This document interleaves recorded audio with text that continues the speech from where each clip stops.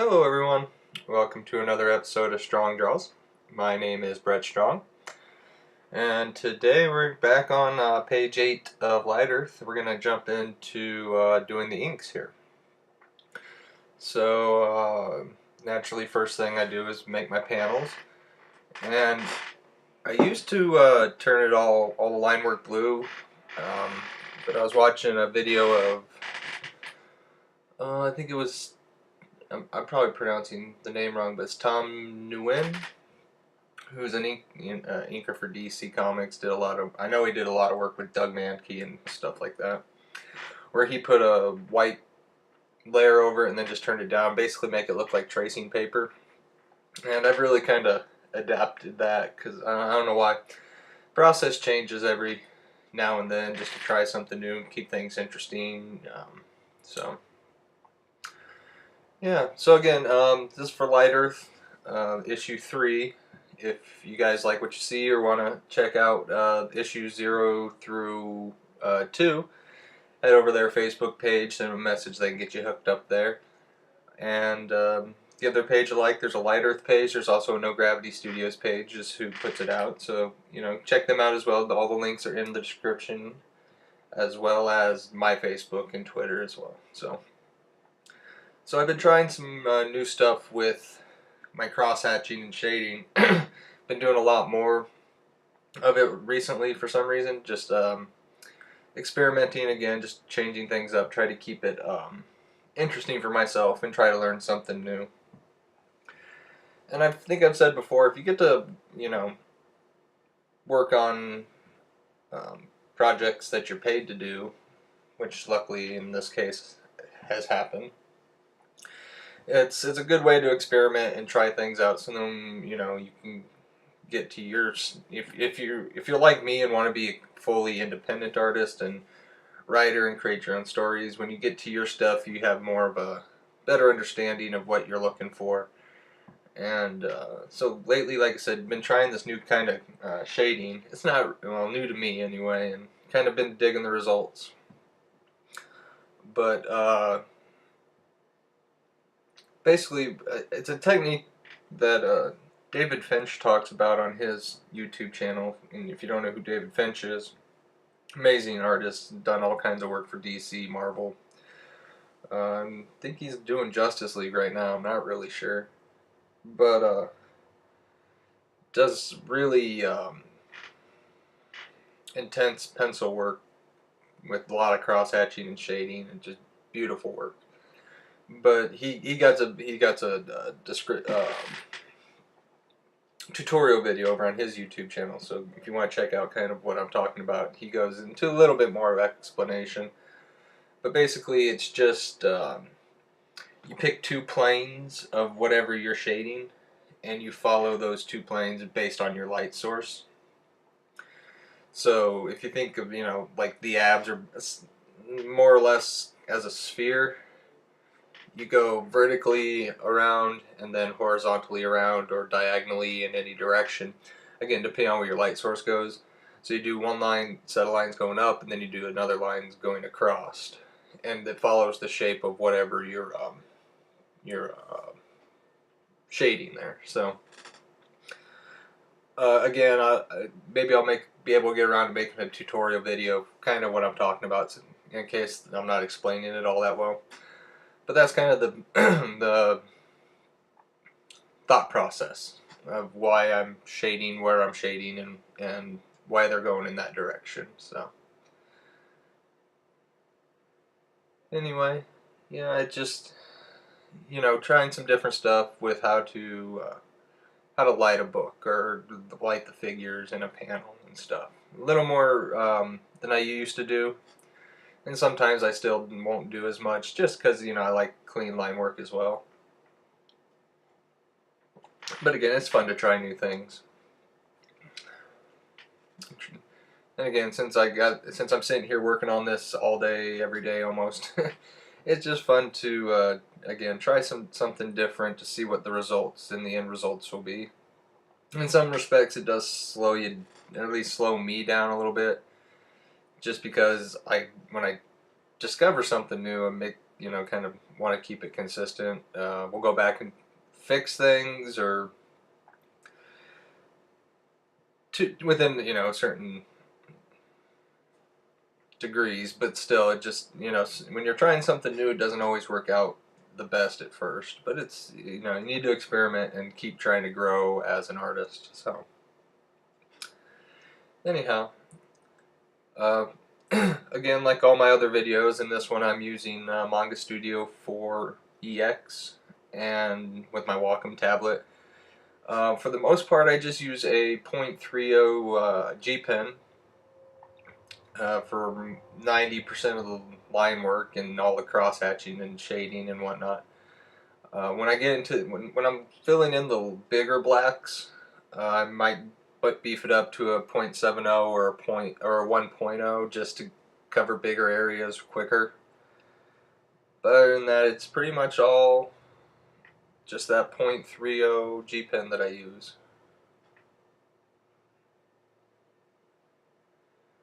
So anyway, I was kind of thinking about what to talk about today when I was wanting to do the voiceover for this, or the commentary, and I thought I'd talk about something that has actually nothing to do with this book, but the first teaser trailer for the new Power Rangers movie dropped over the weekend, and being a huge Power Rangers fan, at least from my childhood, I still watch it here and there because I think it's still up on Netflix. I had been watching it over time. I even did a 10-page fan book, full color, that you can go on my Facebook and read if you're interested. But it was just kind of a fun fan service type thing. Something, you know, I really like I said, really loved this the show as a kid. I watched all the way. I watched pretty much every day, every episode from the first airing of Mighty Morphin up till the end of In Space, which I thought was the end. They came back, I think, like a year later or a couple years later, and at that point I had moved to Omaha and started college and didn't have cable and never did keep up with it afterwards. But you know, there's been a lot of people talking about the trailer, naturally, as you know, as I went through and read some of the talkback area, the comments section of the Facebook links, because I've had a lot of people, you know, I've seen a lot of people share and post and like and all that good stuff. And you know, with everything, you got your split reactions. So I guess this is just kind of my reaction and or review of the trailer. First of all, it's something that looks really interesting. You know, it's a different concept. There's things about it. Here's the thing. It looks very different from anything we've seen Power Rangers wise ever. And I know I've seen some comments as, why does everything have to be so dark and gritty and so on and so forth. And a lot of people comparing it to Chronicle, which it does have a very Chronicle feel to it. You know, teenagers find magic space rock that gives them superpowers. But you know, in the same, and it's, I'm of two, you know, two minds about that, because I loved Chronicle. So give me more Chronicle. I mean, that's not, you know, that doesn't bother me at all. But at the same time, you know, it's I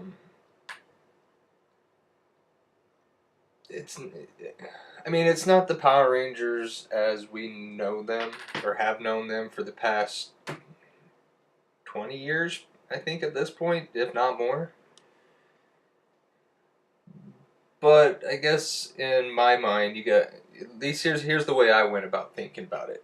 Over all that time, we've had two full-length theater-released Power Rangers movies. One which was very, very faithful to the TV show, Have the same actors, you know, same characters, same feel, just kind of a larger budget. And even though larger budget, worse special effects for some reason. But and you know, it did, as far as I know, did very well in the theaters. Did very well with the fans. Although looking back at it now, as much as I enjoy the movie, it's not a very good movie overall. I'll still watch it from time to time, but it's got some, you know, as especially as a adult and a storyteller myself, I have a lot of issues with it. But I mean, it's very faithful to the TV show. And then we had, you know, the Power Rangers Turbo movie, which again, same actors and very faithful to the TV show. So having been, again, 20 years or more later, two films that they've already done, you know, to go back and start again with with the original characters, I can understand why they wanted to do something different. Now here's the thing, is that the Power Ranger fans that are watching this will know, like, their whole catch line marketing thing was teenagers with attitude. Which I get, but at the time it was, I mean, you watch it now, it's like, they don't really have a lot of attitude. They were always the good kids that did what they were told and did well in school. Not really any attitude to them. And it seems like with this movie, that's really what they're focusing on. You get these um, quote unquote bad kids, you know, or misunderstood kids that are going to get these powers. So I think that's kind of where they're focusing on, and is more that tagline, these teenagers with attitude, which kind of cool to me, I guess. It makes more sense the way they're doing it. Two things, like the things I kept seeing that people seem to really have problems with, is that they aren't, it seems like they kind of just by happenstance get the powers and find what I guess they're using for the morphers in this incarnation, and you know, they weren't chosen by Zordon and all that jazz, which I kind of understand. But you know, again, it was a 90-second trailer, and you don't even see Zordon, you don't see them in the suits, you don't see the Zords, you get to see a very little bit of Rita, but there's nothing saying that at this point that Zordon didn't, you know, facilitate them being in the right place at the right time or something like that. So I don't know. To me, I'm interested, at least. You know, it's no, it's not the Power Rangers I grew up with. No, it's not anything close to what the Power Rangers have ever been. But it's looking interesting. If it does, hopefully it does well, and it's a good movie, and we get to kind of expand upon that universe a little bit more in future films. But it looks interesting. I went through the IMDb and saw that there's going to be an Alpha 5, which is going to be voiced, or I'm assuming only voiced by Bill Hader, which can't complain there. You got Bryan Cranston being Zordon, you know, I mean, Walter White in a Power Rangers movie. I mean, you think that would have been a kind of a hint that they're going a completely different direction with this version. So, again, I'm hopeful. I'm glad that they're trying something different, you know, and you know, especially and I don't know why people think they wouldn't try something different, a little more adult, because I was that audience. People my age were the audience for that version, and we're quote unquote adults now. So they're gonna. I mean, that makes sense that they were gonna try to appeal to my age range and my demographic, rather than try to adapt for kids today, because they still got the TV shows that do that. So, as much, you know, and plus, here's another thing. I don't think doing the TV show version, kind of movie for this film was going to work because you're not going to be able to get the cast back, and that was kind of for me going in and seeing that movie without those original cast members. Just I don't know. I'd be too busy comparing it to that and not really get involved in this movie. So that I'm glad that it's going to be a different movie than the TV show, just so we can have something for my generation, but for the kind of grown up version of us. So again, hopeful for the movie. If you haven't seen the trailer, go check it out. It looks kind of cool. Again, another thing, I don't really dig the suits, but again, we'll see how it works in that universe. I never really cared for even the Christian Bale Batman suits in any of that trilogy, but it worked within that universe and was kind of just a thing in that world rather than a set piece that you could look at later, at least in my opinion. So anyway, about to wrap up here.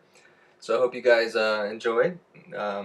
Thanks for hanging out for me for a little while, and I will have part 2 up here in the next few days. Talk to you later. Bye.